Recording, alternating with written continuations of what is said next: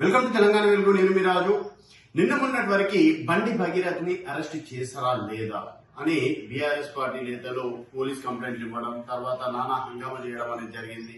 తర్వాత కొన్ని చోట్ల మాత్రం బండి భగీరథ్ వెంబడి రేవంత్ రెడ్డి ఉన్నాడు. సో బండి సంజయ్, రేవంత్ రెడ్డి ఇద్దరి ములాఖాత్ వల్లనే ఈరోజు బండి భగీరథ్ ని అరెస్ట్ చేస్తారని చెప్పేసి చాలా వరకు రూమర్స్ రావడం అనేది జరిగింది. సో మొత్తానికి ఈరోజు బండి సాయి భగీరథ్ పై సిట్ వేయడం అనేది జరిగింది. సో వెంటనే ఈ ఇష్యూ తెలిసిన తర్వాత రేవంత్ రెడ్డి గారు డీజీపీకి కాల్ చేయడం, తర్వాత ఆనంద్ గారితో ఈ విషయం పైన చర్చించడం అనేది జరిగింది.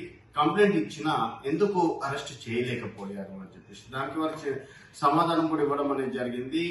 మోదీ రావడం పనిలో హడావిడితోటి భద్రతా సిబ్బంది అంతా మోడీ సభ పైననే దృష్టి సారించింది. అందుకని చెప్పేసి కొంతవరకు ఆలస్యమైందని చెప్పేసి కూడా వాళ్ళు వివరణ ఇవ్వడం అనేది జరిగింది. సో ఎటకేలకి బండి సాయి భగీరథ్ పైన సిట్ విచారణకు ఆదేశించింది. ఎందుకంటే ఒకవైపు బండి సాయి భగీరథ్ ఏమంటున్నాడు అంటే, నా పైన కావాలని డబ్బులు డిమాండ్ చేశారు, హనీ ట్రాప్ జరిగింది, సో డబ్బుల కోసమే ఇదంతా ఆడుతున్న డ్రామా అని చెప్పేసి ఇటు సాయి భగీరథ్ వాయిస్. ఇక్కడ బాధితులు ఏమంటున్నారు, అమ్మాయి ఏమంటుందంటే, హనీ ట్రాప్ చేయాల్సిన అవసరం మాకు లేదు, నన్ను పెళ్లి చేసుకుంటానని ఫ్రెండ్షిప్ చేస్తూ నా పైన పలుమార్లు అత్యాచారం చేశారు, పెళ్లి చేసుకోమంటే ఈరోజు బుగాయిస్తున్నారని చెప్పేసి వారి కేసు పెట్టడం అనేది జరిగింది.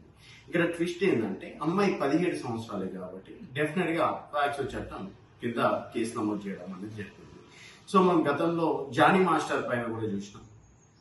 తన తోటి డాన్సర్ ని, అప్పటికి అమ్మాయికి 18 సంవత్సరాలు నిండలేదు, సో ముంబైలో ఒక హోటల్లో ఈ విధంగా అత్యాచారం చేశారని చెప్పేసి అమ్మాయి కేసు పెట్టడం, జాతీయ అవార్డు అందుకునే సమయానికి జానీ మాస్టర్ అప్పుడు లోపలికి వెళ్ళడం అనేది జరిగింది. ఈ విధంగా అంటే మనము యూట్యూబ్ స్టార్ రీసెంట్ గా వారు కూడా అరెస్ట్ కావడం అనేది జరిగింది. అంటే ఫ్యాక్స్ చట్టం ఒక్కసారి ఎవరైతే కేసు పెడతారో డెఫినెట్ గా జైలుకి వెళ్లాల్సిందే, లేకపోతే బయట నుంచి బెయిల్ రావడానికి కూడా చాలా వరకు ఆలస్యం అవుతుంది.